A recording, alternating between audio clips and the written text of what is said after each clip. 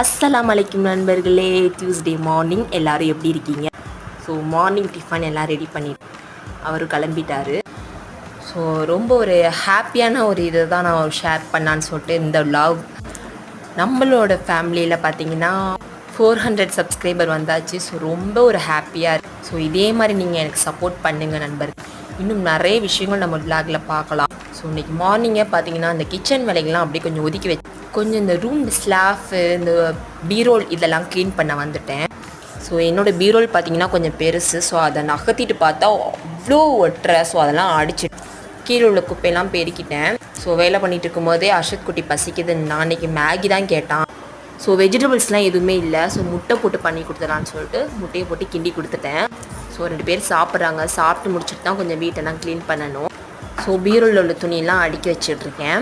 So யாருமே நம்ம vlogல கமெண்ட்டே பண்ண மாட்டேங்கிறீங்க. ஸோ கண்டிப்பாக